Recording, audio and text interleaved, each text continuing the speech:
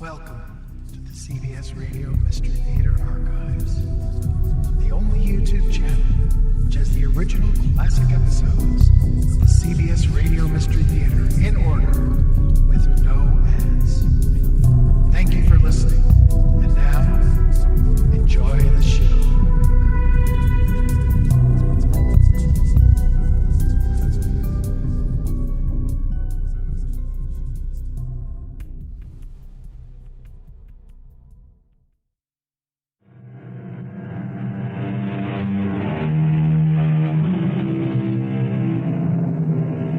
Come in. Welcome. I'm E.G. Marshall, in charge of the bizarre, keeper of the grotesque, collector of the fantastic. It is my duty to delve into unfrequented places in search of the unexpected. I deal in that touch of the improbable, which gives a series of events the quality we call mystery. If an element of horror creeps in now and again, you don't really mind, do you? I thought not. Actually, that's why we're all here, isn't it? You want to take some advice from an old woman who knows pretty much what goes on in the town of Colony? What advice? If I was you and wanted to finish my nice vacation like I planned, go around the country camping out, if I was you, I'd just get up from here right now, get into my car, and I'd drive right on ahead to wherever it was I wanted to get to in the first place. I wouldn't spend one more minute than I had to in the town of Colony.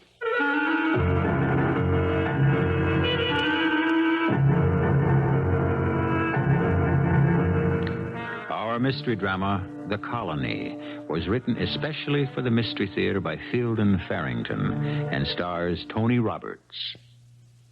It is sponsored in part by Sign-Off, the Sinus Medicines, and Buick Motor Division. I'll be back shortly with Act One. If you were doing the looking, where would you look for an occurrence that could be properly described as macabre? Where would you expect a nightmare to happen? In some dusty dungeon overlaid with a patina of past horrors? In an ancient Middle European principality famous for its vampires and walking dead? Well, weird goings-on would seem suitable in such places, it's true. But how about a well-maintained highway in beautiful New Hampshire, caught basking in the glory of the late afternoon sun? I can't believe it. Can't believe what, Michael? 3 weeks, Mary. 3 long weeks of gypsying. 3 lovely weeks of going wherever we choose to go and staying as long as we like. Going on whenever we like. I just can't believe it. Well, what we'd better start thinking about is a campsite for tonight. Now, there's supposed to be a very good one at a place called Essex. You don't suppose we passed it, do you? Well, check the map. I have. I just can't seem to find it. Oh, Michael, slow down. There's a sign coming up. Yeah, I see it. Colony, New Hampshire. Population 634. Well, maybe we can stop and ask somebody here where Essex is. Okay. I'd like to get everything squared away before it gets dark. We will. Remember, we haven't a care in the world. Michael, look out! What in the name of it?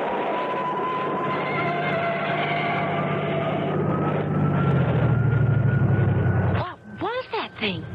I have no idea. I never saw anything like it before. What's some kind of an airship? It looked like it came right up out of the road right in front of us. Yeah, I think it was behind that clump of trees at the turn, right up there. I'm going to get out and take a look. Look at what? The thing's gone now. Yeah, but it must have burned off some grass or something. Hey, didn't you see the flames shooting out underneath it? Some kind of rockets, I guess. Come on. I think it's just in back of these trees. Oh. I'm sure this is where it came from. Michael, do you think it was an unidentified flying object? Yeah, well, I sure couldn't identify it. Hey, there. Look. The ground's burned to a crisp in that big circle. Was the thing that big? No, I don't think so. Hey, if you ask me, there's been more than one of these landing and taking off here. Michael, let's get back to the car, please. It's kind of scary. Yeah, okay. But we ought to report this to somebody, don't you think? Gee, I don't know.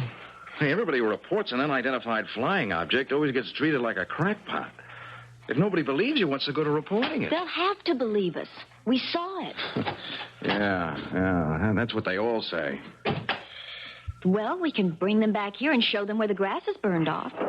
Yeah, there is that. Michael, that was a real thing we saw. And we don't know where it came from or what kind of a threat it may represent. Well, somebody ought to check it out. Yeah, I guess you're right. Okay. We'll report it when we get to, what was the name of that town? Colony, New Hampshire. Population 634.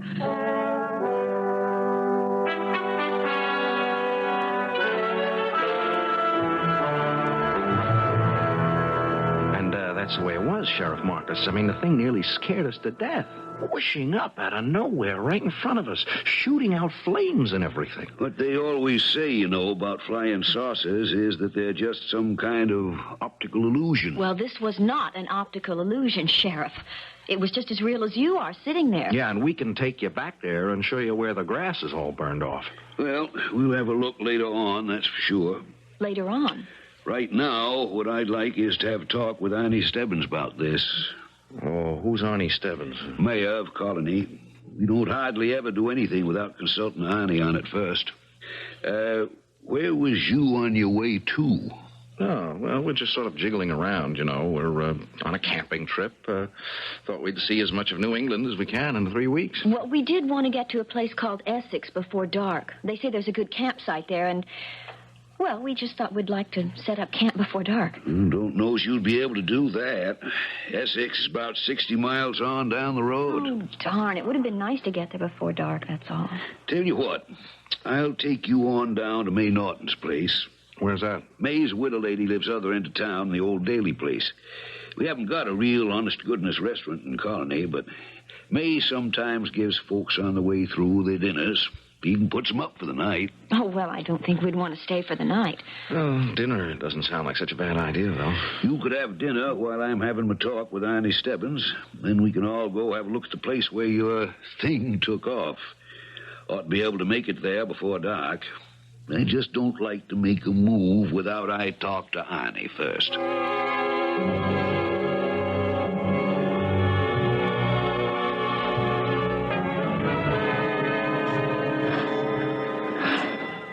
I want to tell you, Mr. and Miss Duncan, you're going to get one of the finest meals you ever ate.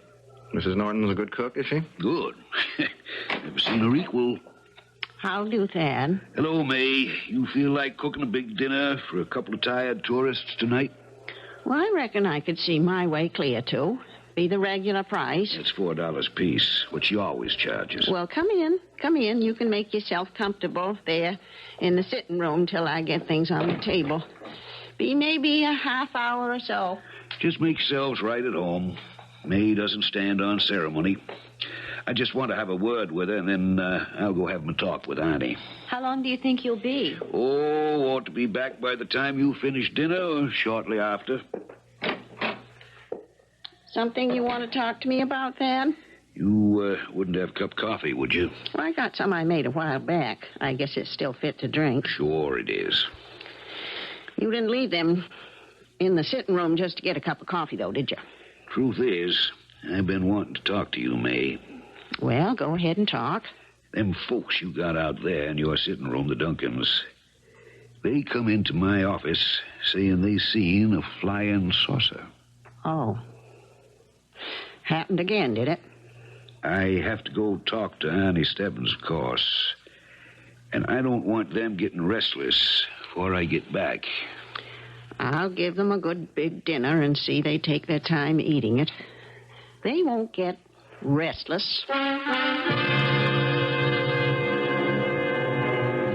Did you think there was anything odd about the way Sheriff Marcus took it when we told him about the unidentified flying object? No. In fact, I thought he took it very well. Well, I guess that's what I mean. I think he believes us. Well, didn't you want him to? Yeah, but I didn't expect him to. He didn't even seem surprised. Well, it's just too bad there aren't more people around like him. Would have had the whole UFO mystery cleared up years ago. Maybe. I don't know, it just seems sort of strange to me, that's all.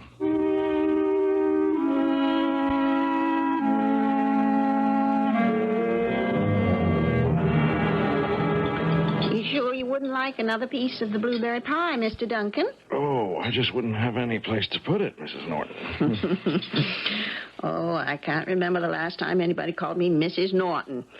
You better just make it May. Well, if I can't get you to eat anything more, why don't we just take our coffee into the living room while we're waiting for Thad to get through chewing the fat with Arnie? And I'm kind of surprised it's taken him so long. Oh, things don't move very fast in Colony, Mr. Duncan. A couple of old town people like Thad and Arnie get to talk, and they could go on half the night. Maybe you'd like some of my blackberry brandy?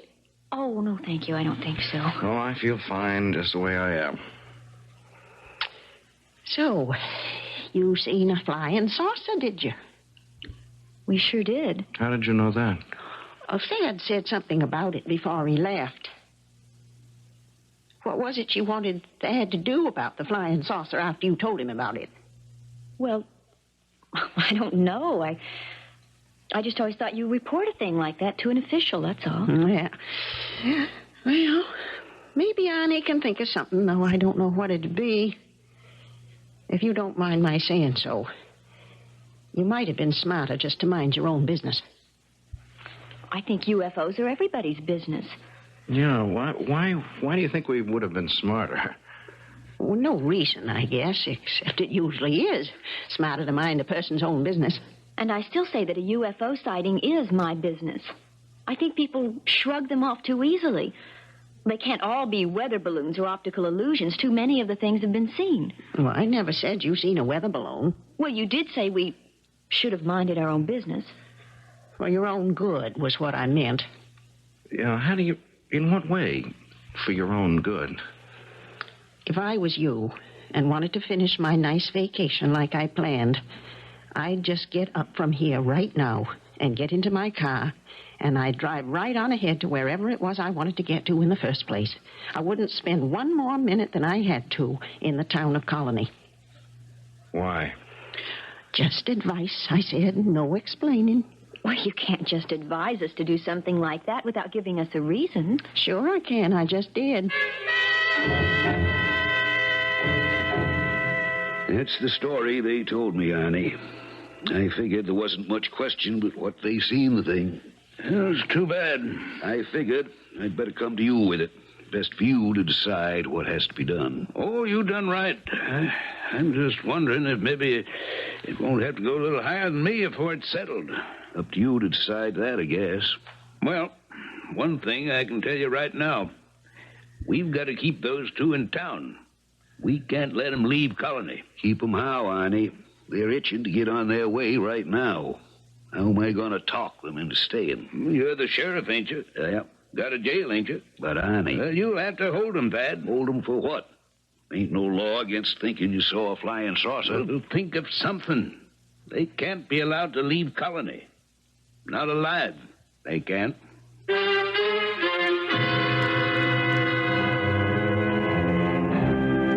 A quiet drive along a peaceful New England road has led to a UFO sighting. And the UFO sighting has led to danger for two innocent people. So much for the idea, if anyone had it, that you must go looking in the wilds of Transylvania for improbable and dangerous happenings. Start being careful right in your own home while waiting for me to return shortly with Act 2. There's been a great deal of speculation upon the nature and origin of unidentified flying objects. The speculation has led to a wealth of conjecture, but a remarkable dearth of answers. Many reasonable thinking men and women believe the UFOs to be very real. At least as many others believe them to be figments of mass imagination. Our story doesn't pretend to offer an answer. It simply explores one of many possibilities. That's most likely the sheriff back from talking to the mayor. Now, don't let on I said what I said to you. And advising us to run, you mean? It wouldn't do you two no good, and it'd most likely get me into a mess of trouble. Well, all right. We won't say anything about it, will we, Michael? Oh, I suppose not, although All right, I'm coming. Keep your shirt on. Everything all right, May? Well, of course, everything's all right. Come on in. Sorry to keep you two waiting around like this. Annie made me go over your story about 2-3 times. He's right concerned about it. Are we going to have a look at the place the thing took off from? Oh, well, yes, we'll do that, of course. First, though, we're all going to meet in my office, Town Hall. Well, it's going to be dark if we don't stop fooling around. Little lady's 100% right. We'd better be on our way. Mayor Stebbins, I want you to meet Mr. and Miss Duncan, two I told you about. A pleasure indeed. Glad to know you, Mayor. Don't you think we better get started? I mean, Michael and I still have to find a place to spend the night. Oh, there's plenty of time, Miss Duncan. I'm a man never did like to rush at things headlong. Better to consider a thing from all angles first, don't you think? Now, where were you two driving from today? Well, we spent last night at a motel just outside Stamford. We plan to start our real camping tonight. You know. A place called Essex was where you wanted to get to? Yes, that's right. Well, now, where'd you stop for lunch today? What difference could that possibly make? We stopped at a roadside restaurant. Didn't notice what town it was near. Have anything to drink at the roadside restaurant? Drink? A cup of coffee, I think. No alcoholic beverages? We don't drink, Mayor Stebbins. You didn't stop anywhere along the way in the afternoon and have a drop? No, I told you we don't drink. Why all the questioning, Mayor? We stopped at the sheriff's office to report the sighting of an unidentified flying object. Why are we being questioned? Well, I'll tell you how it is, Mr. Duncan. Thad and I take our responsibility to the town of Colony right serious. Yes, so? One of the things we will not tolerate is drunken driving. I couldn't agree with you more, sir, but what has that got to do with us? Well, I'm the kind of man, Mr. Duncan, that likes to keep both feet on the ground. I believe half of what I see and very little of what I hear.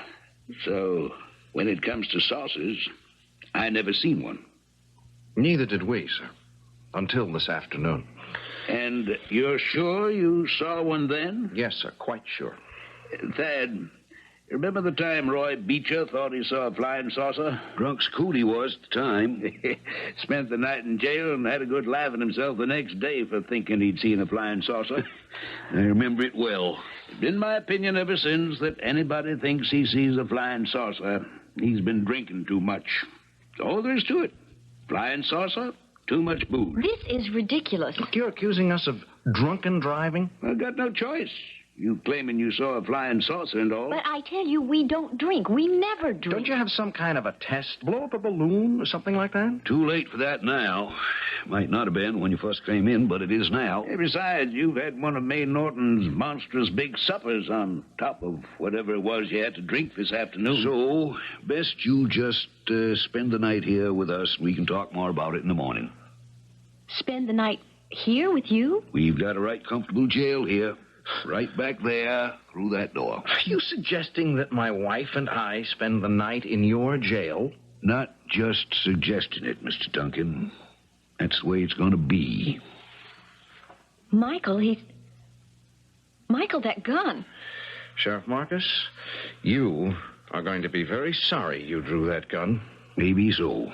Meantime, you two just go on back through that door, and we'll get you tucked in for the night.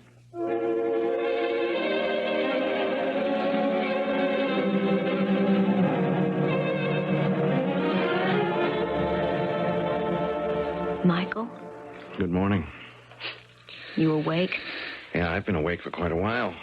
I thought I'd let you sleep as long as you could. I'm surprised I went to sleep at all. Did you? Yes, it's not really so bad, you know. We slept in motels that weren't any better. Yeah, well, I'd rather sleep in a motel just the same. Yeah. It's the indignity of being jailed for the night. That's what makes it so bad. And for drunken driving. Oh, it wasn't for that, Mary. Listen, I think we got put in jail because we saw a flying saucer. I mean, I figure they're hooked up somehow to that UFO we saw. Who, the mayor and the sheriff? How could they be? I don't know, but why else would they want to lock us up? Well, then you think the drunken driving charge was just an excuse? Oh, sure, of course it was. Mr. and Mrs. Duncan? Yeah, who is it? May Norton. I brought your breakfast. Oh, well, I'm a lot more interested in getting out of here than I am in breakfast. Wouldn't want you driving off on an empty stomach. What time does the sheriff get in the morning? I don't know. Different times, I expect. I don't have a key to the cell there. I'll have to shove the trays in under the door. There's country-cured ham, fried eggs, home-fried potatoes, hot biscuits and honey. Hope you got a good appetite. Well, that's one thing we won't be able to complain about, at least. The food. Well, I'll be bringing all your meals. I'll see to it you're fed real good. Yeah, well, this is the last meal that you're going to have to bother with because the sheriff has no excuse whatever for holding us any longer. He's going to have to let us go this morning. Well, I wouldn't depend on it if I was you. Eat your breakfasts before your eggs get cold.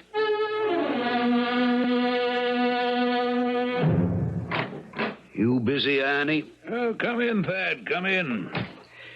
You been in to check up on our guest this morning? Ain't been to my office yet.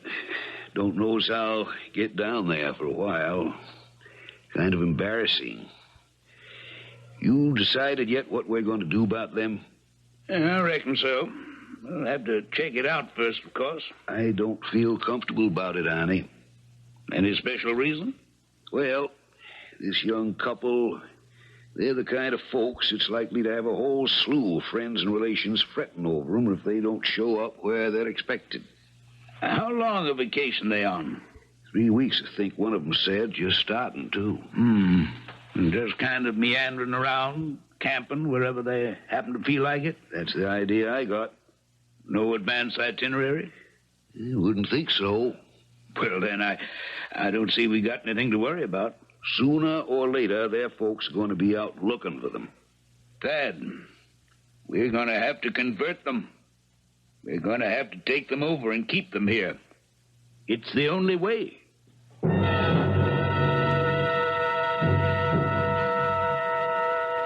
Lunchtime. Start you off with some nice clam chowder. Where's the sheriff?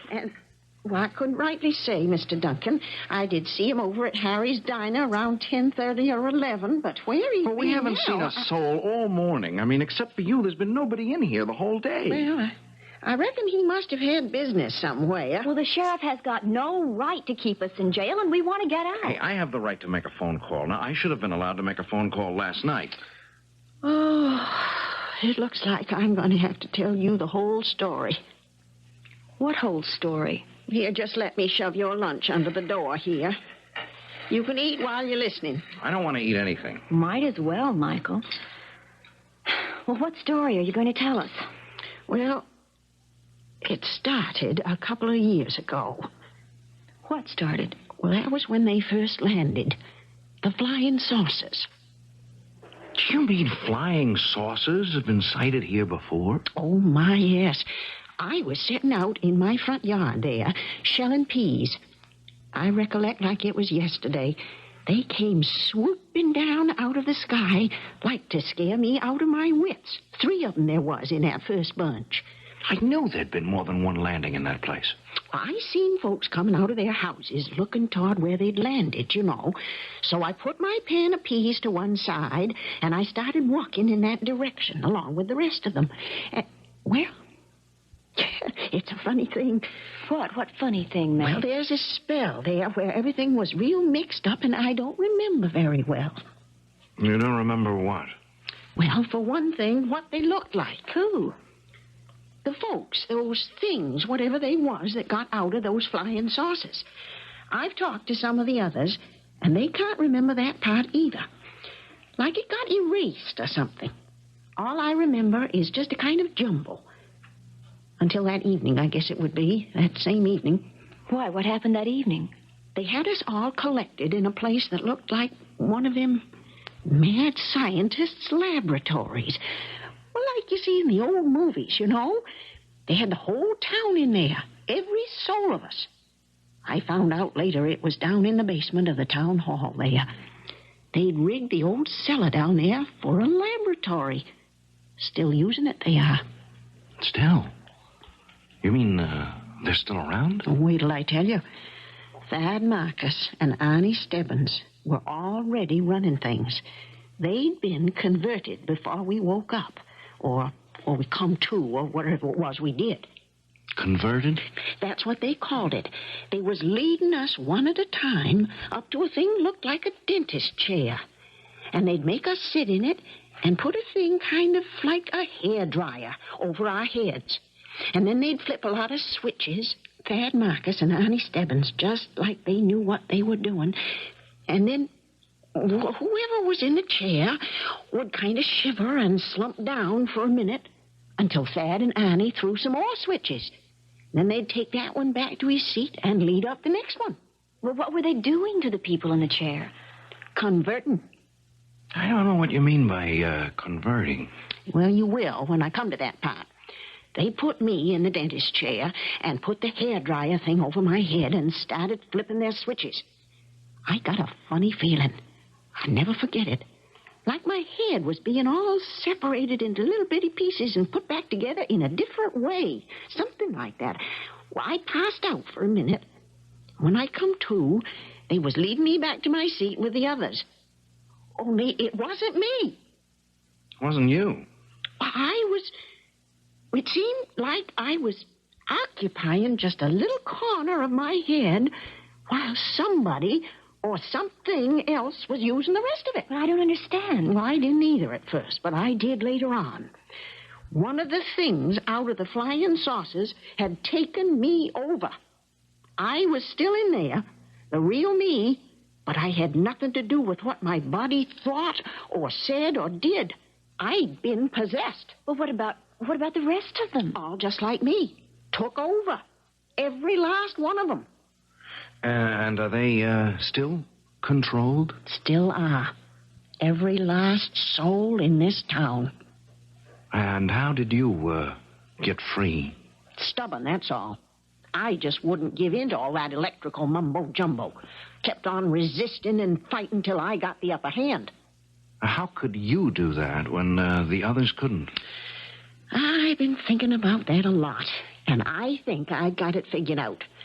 My great-great-grandmother, something like that, was burned for a witch when they had the trouble over in Salem. Maybe I inherited something from her. Well, so what are you saying, that you're a witch? Oh, land, no. I don't believe in that kind of nonsense. No, what I'm saying is, all them women that got accused of being witches, all they was just stubborn women. I mean stubborn way past ordinary. So stubborn, they just would have their own way and nothing else would do. And that's what you think you inherited from your great-great-grandmother. Her stubbornness. Well, I got it. No question about that. Come to some alien taking over my mind, I was just too pig-headed to let him have it, that's all. But what about the others? I mean, all the rest of the people who've been taken over. Well, it's my opinion that if they had just stood up and refused to give in to the aliens, they'd all be free right now. What happened to the alien who tried to take possession of you? I just threw her out.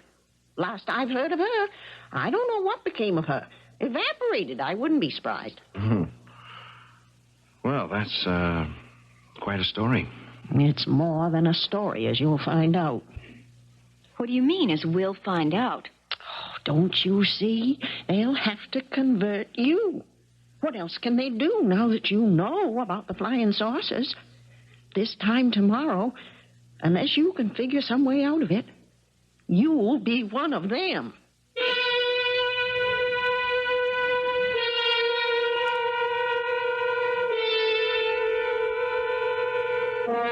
What could be more terrifying than the prospect of having your mind and body taken over by an alien being, then being left with nothing of your true self but a small, impotent corner of awareness? To be forced to watch helplessly as your own body performed deeds you found unspeakable. This is what may confront Michael and Mary Duncan when I return shortly with Act 3. If we're to believe May Norton's story, the bodies and minds of all the citizens of Colony, New Hampshire have been taken over and are controlled by alien beings who come and go in spaceships, like the one Michael and Mary Duncan saw on their way into the village. Michael and Mary are being held incommunicado in the Colony jail and are, again, according to May Norton, slated to be taken over themselves by the aliens. They can't do it, can they, Michael? I don't know. Take control of our minds? Do you really believe that all the people in this whole town are being controlled by beings from another galaxy or something? It sounds pretty outlandish, I grant you. But look, there's something fishy going on here. It's got something to do with that UFO we saw. Then what are we going to do, Michael? I don't know. I'm trying to think of something.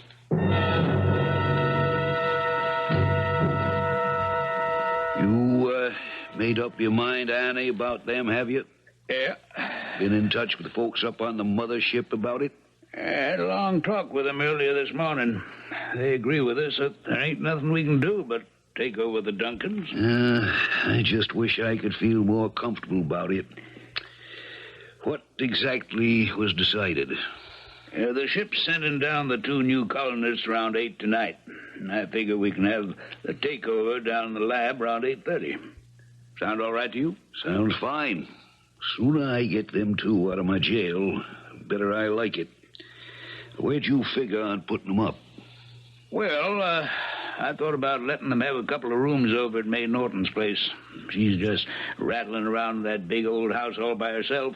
All that extra space just going to waste. Good idea. Wouldn't hurt to have somebody keep an eye on May anyway.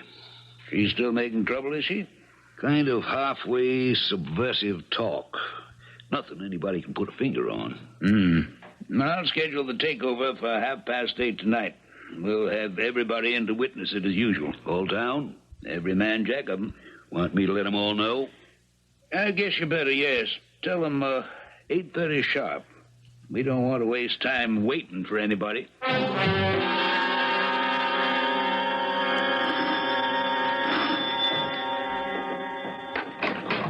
Howdy, May. I've been looking for you all day, Thad. Where you been? Oh, here and there. What'd you want to see me about? Well, that young Duncan boy you got over there in jail, he asked me to tell you he wants to see you. Said you hadn't been in all morning. No. Well, he's busting to talk to you. I had other business round and about. You've been keeping him fed good, ain't you? Yes, and that was something else I wanted to talk to you about. It don't seem right shoving that tray into them under the door. That's no way to serve a meal. Why don't you let me have a key to their cell so I can bring the trays in and serve them right? I don't think so, May. Rather not take a chance them jumping you or something. Main reason I stopped around, there's a meeting tonight, basement of the town hall, 8:30. Down in that laboratory place? That's right. I guess that means you're planning to take over the Duncans, don't it?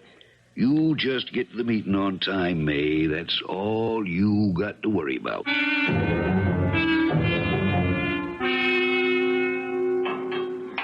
Michael, what are you doing? I'm just checking to see if there's a loose bar anywhere. I want to get out of this place. Oh, escape. I mean, that's a little melodramatic, isn't it? Well, damn it, we could rot here, Mary. I mean, with May bringing us our meals, there's no reason why the sheriff would ever have to come around. I don't know. In view of what May told us, I'd just as soon he didn't. What do you mean about aliens taking possession of us? Yeah, I've been thinking about that. Do you believe it? Well, I mean, we saw a flying saucer, or whatever you want to call it. I mean, we're being held in jail here for nothing. Are the aliens any harder to believe? Yoo-hoo, it's me again. May? Supper time. Pot roast and mashed potatoes tonight. Have you seen anything of Sheriff Marcus? Thad? Sure, I saw him. Told him you wanted to talk to him, but I don't think it done any good. No. He hasn't been around. I'll just shove these trays under the door here. You better eat up right away. I tried to get the keys to the jail from Thad, but he wouldn't give them to me.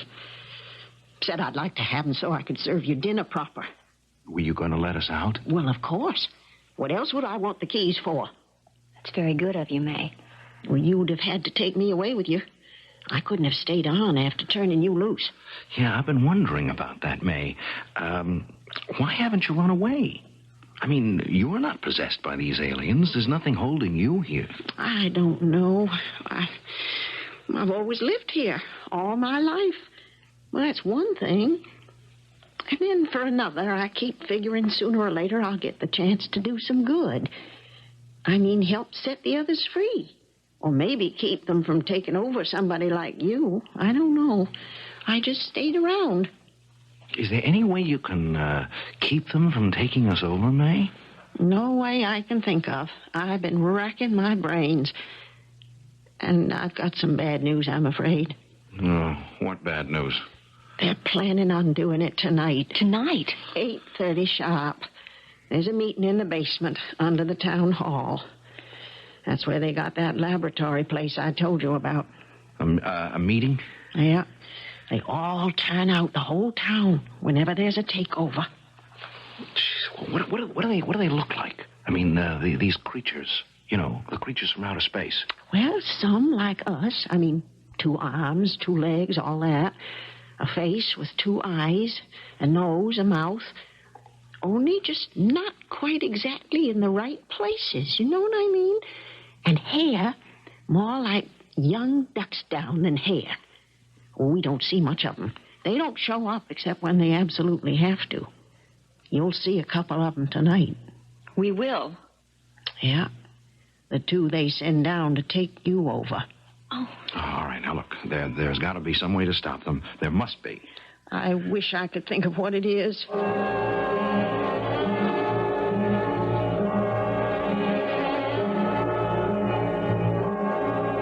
What time is it, Mary? I've let my watch run down.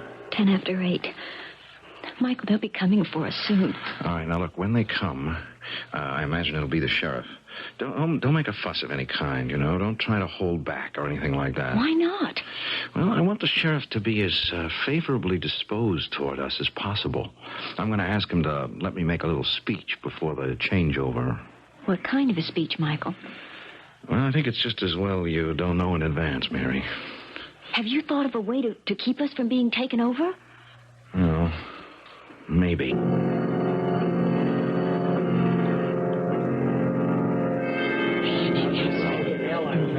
You two can take your places on the podium there to the left of the mayor. I'll be sitting just to your left. Why do we have to be on the stage? You'll find out. All in good time. Michael? Yes? Michael, look at those 2 standing toward the back of the stage. Just behind the mayor. The aliens. They're really not human, are they? No. Oh, Michael, I don't want one of those things inside my mind. No. All right. Let's come to order here. Sheriff Marcus, have these 2 been informed of the nature of tonight's proceedings? Not yet, Mayor. Please so inform them. Michael Duncan, Mary Duncan, you are hereby served notice that you will this night have the honor of contributing your bodies and the remainder of your lives to the advancement of the great new civilization which is about to be realized upon your earth. How can you do a thing like that? You've already been told all you need to know. I see. Listen to me, you who are enslaved in your own minds and bodies. Hear me and think. Think as yourselves. You can do it if you try. One of your number has done it. There is one of you who has been secretly free the whole time. Me, I'm free. Me, May Norton, I'm the one. All right, that'll be enough. You, Mayor Stebbins, I want to talk to you. Not to the arrogant creature who has assumed command of your body, Arnie Stebbins, but you. The Arnie Stebbins who was once the mayor of this town. The Stebbins who can hear me but cannot act. I'm speaking to you, Arnie Stebbins. You can act if you will it strongly enough. Look, you were once a strong man, a leader. That strength is all it takes to set you free. Use it. Resist. Think yourself your own man, and you will be your own man. Thad, make him stop. Oh, Thad doesn't want me to stop. Not the real Thad. He's like you, Arnie Stebbins, and all the rest of you. He wants to be free also. Try, Arnie. Try. No, make him stop. You can do it, Arnie. You can. No! Arnie Stebbins has won. Arnie Stebbins is free. And what he has done, you can all do. Try. Be stronger than they are. Try. Duncan, help me. I'm Thad Marcus. Really Thad Marcus. I want out. Yes, you'll get out. You all will. You're all going to be free.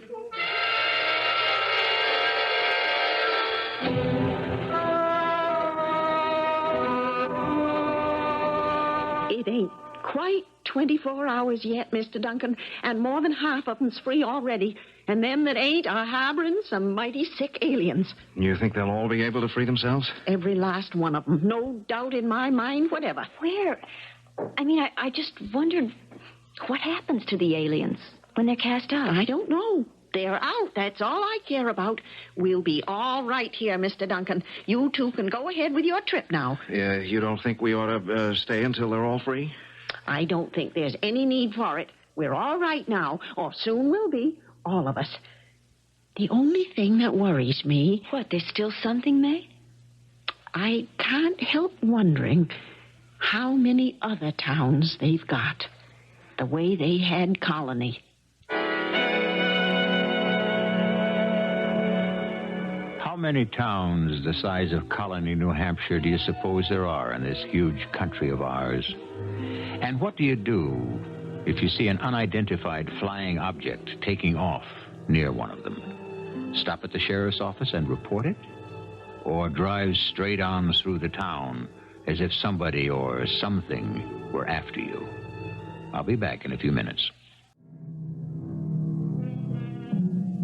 Colony is just another small New England town these days.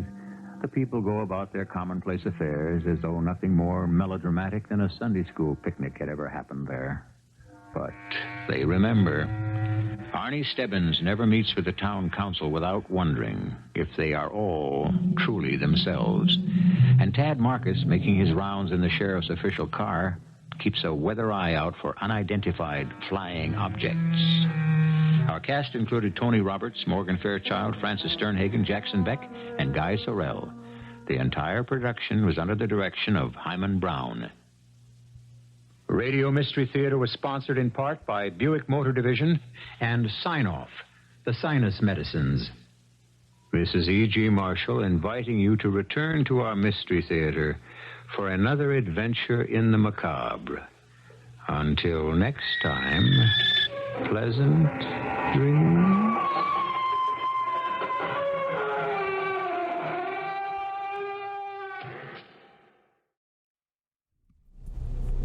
I hope you enjoyed this episode of CBS Radio Mystery Theater.